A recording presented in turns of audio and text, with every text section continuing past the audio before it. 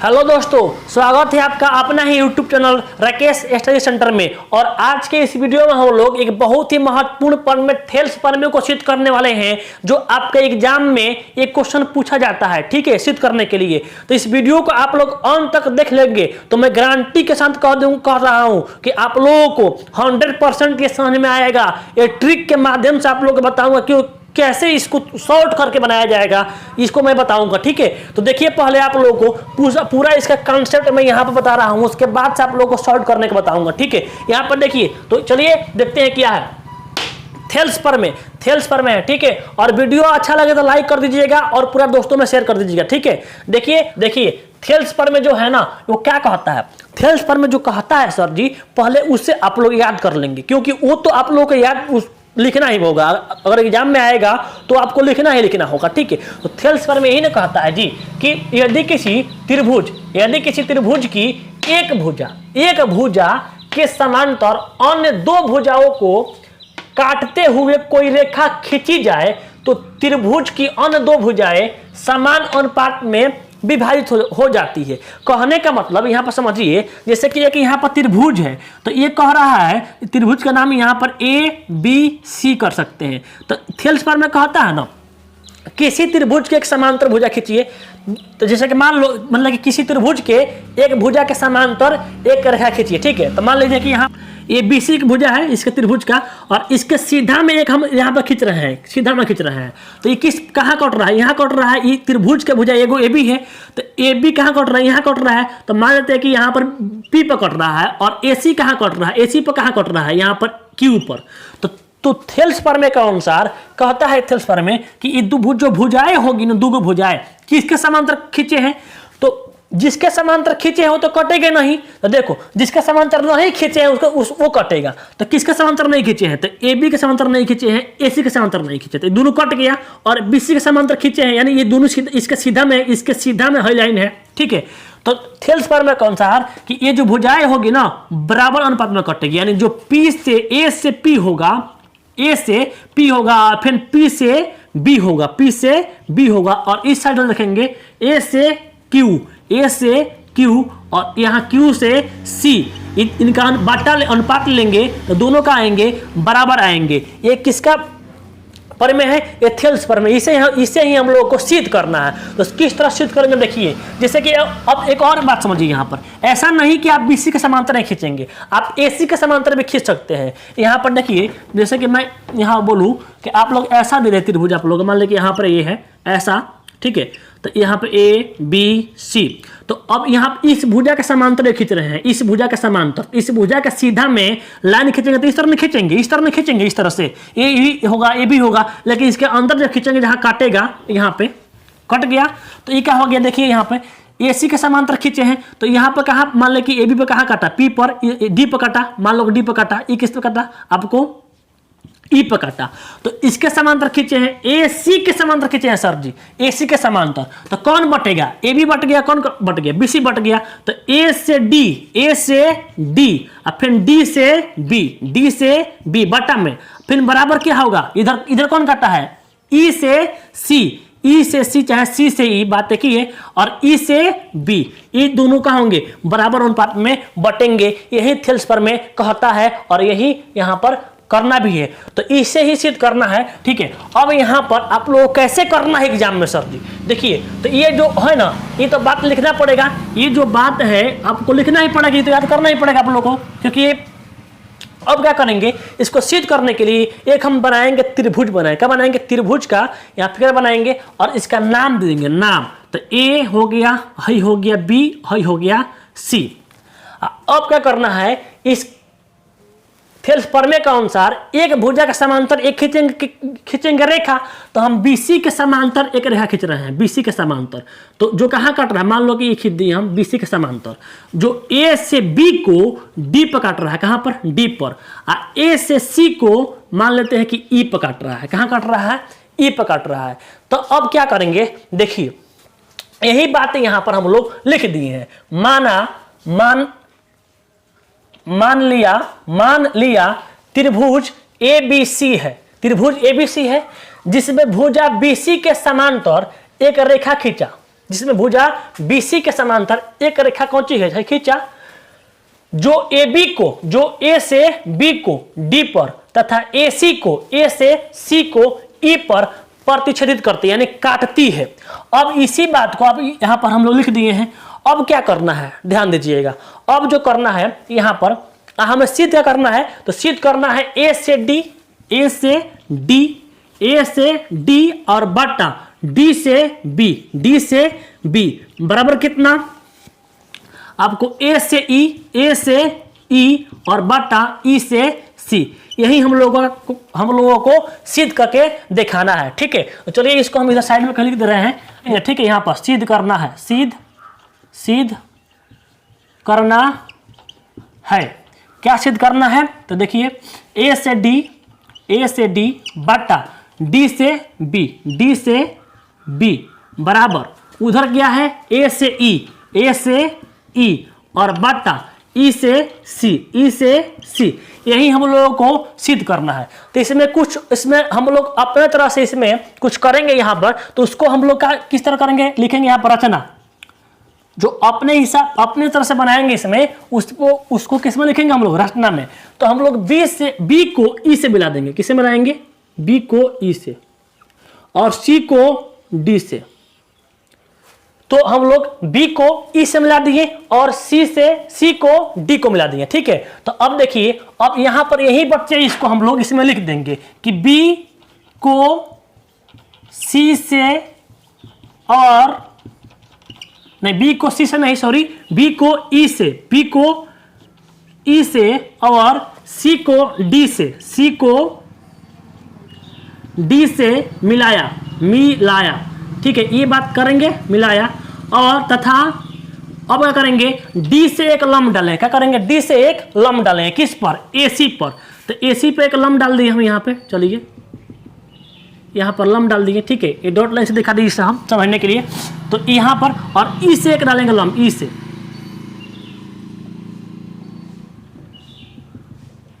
यहाँ पर, और ये दोनों पॉइंट को मान लीजिए यहाँ पर M हो गया और यहाँ पर क्या हो गया, N हो गया। ठीक है, अब इसी बात को यहाँ पर लिख देंगे तथा जो DN है, D से N है, जो DN है वो लंब है, किस पर लंब है, A से C पर, और जो EM है, क्या है, EM वो भी लंब है, किस पर है, तो इसको छोटा करके लिख रहे हैं। तो इस प्रकार से हम लोग इसको यहाँ पर लिख दिए DN, जो DN है, देखिए DN है किस पर लंब है, AC पर, और EM जो है, EM किस पर लंब है, AB पर। अब देखिए यहाँ पर क्या करेंगे, जब इतना हो जाएगा तब ध्यान देंगे, देखेंगे कि AB पर, A से B पर कई गो त्रिभुज बन रहा है। तो देखिए यहाँ पर जो सिद्ध करना है उसको देखेंगे, A से D, तो A से D में त्रिभुज कौन, देखिए A से D वाला में ADE है, और नीचे से क्या करना है, DB, तो DB में कौन बनेगा, DBE बनेगा। तो आप लिखेंगे कौन चीज, त्रिभुज A, और कौन ऊपर वाला क्या है, AD, क्योंकि लाना क्या चाहिए आपको, AD लाना है। तो ADE का क्षेत्रफल, ADE का क्षेत्रफल, और भाग करेंगे किससे, जो नीचे लाना है, क्या लाना है, DB। तो DB में कौन बनेगा, त्रिभुज DBE का क्षेत्रफल, त्रिभुज DBE का क्षेत्रफल।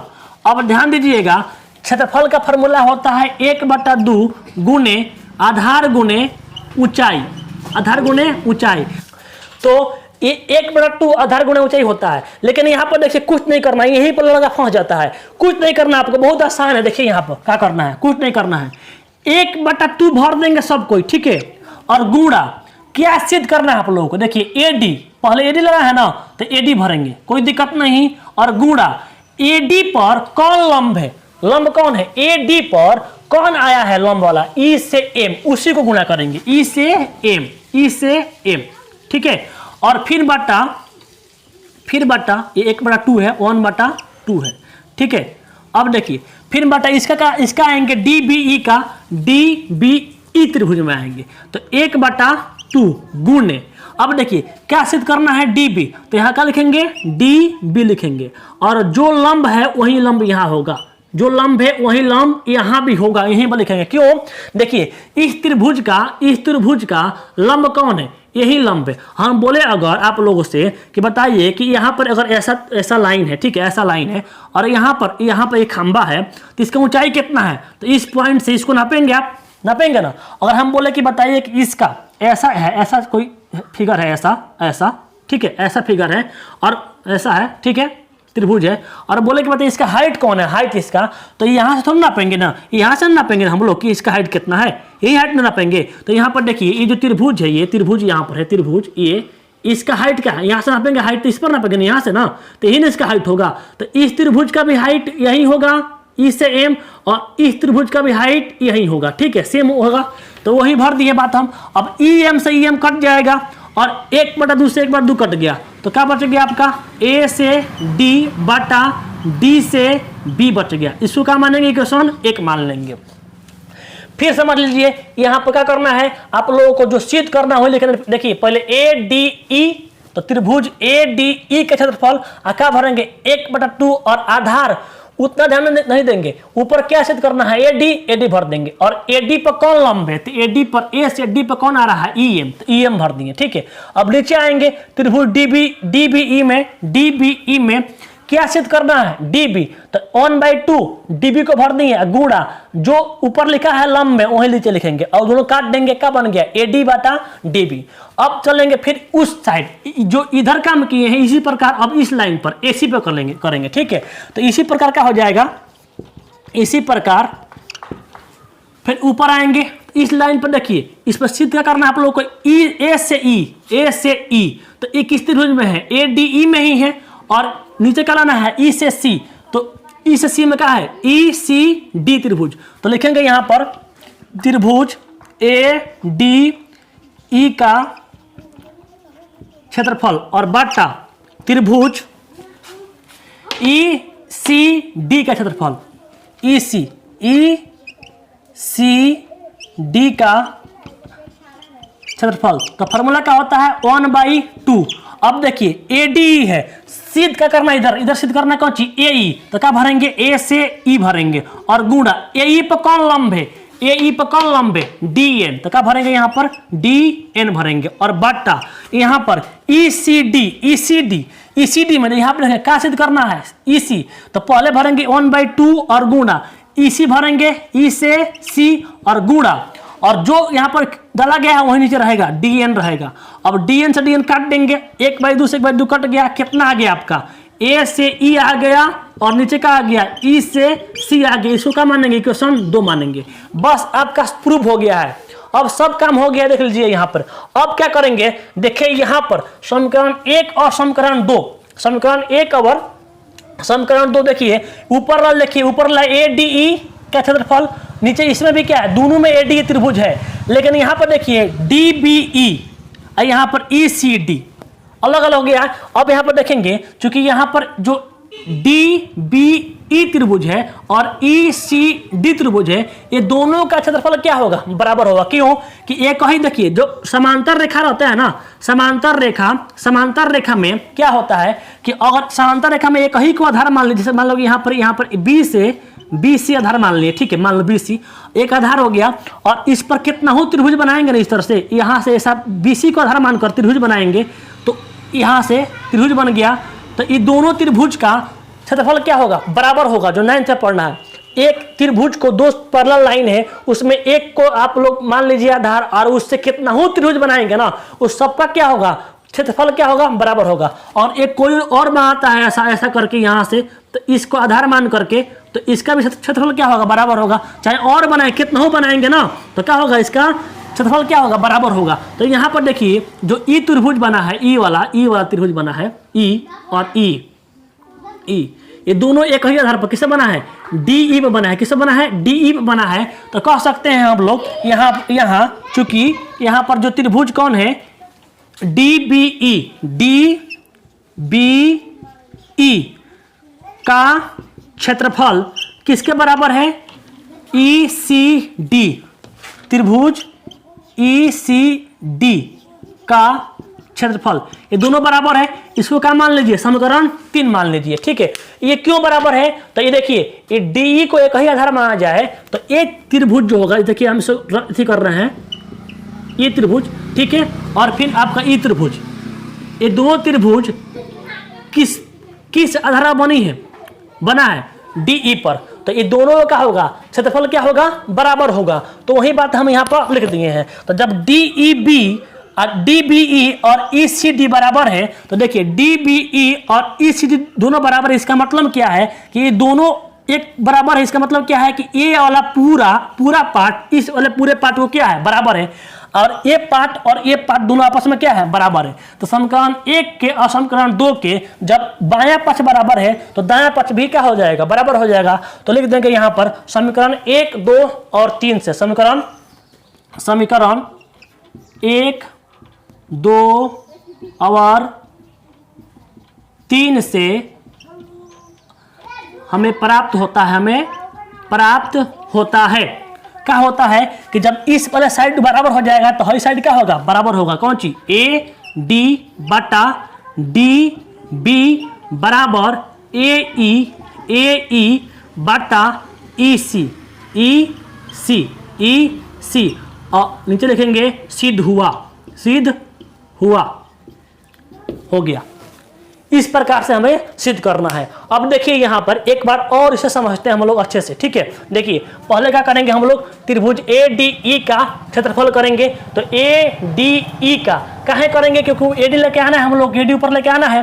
तो अब इसका क्षेत्रफल और नीचे क्या लेके आना है, BD, तो BD लेके आना है, तो क्या करेंगे DBC।